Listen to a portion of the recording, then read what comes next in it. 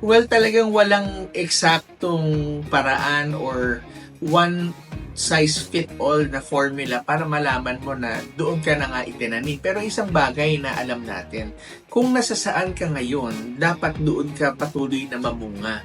Regardless kung ito ay isang transient job, ito ay isang pangmatagalang trabaho, you always seek to be faithful and to be trustworthy in everything and anything that you do.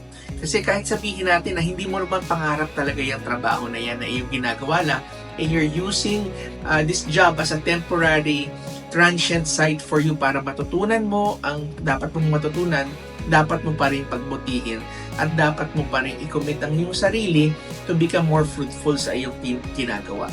Ang pinakamasama is malaman ng iyong employer, malaman ng iyong company na hindi ka naman palang willing mag-grow with them. Pero nonetheless, when the Lord begins to reveal to you His greater plan, makikita mo na ang iyong mga pinagdaanang temporary ay kasama sa plano pala ng Diyos na tayo'y mamunga din dun sa ating mga pinagdaanan. Kasi yun ang nagpiprepare sa atin doon sa ating final na destiny na gustong paglagyan sa ating Panginoon.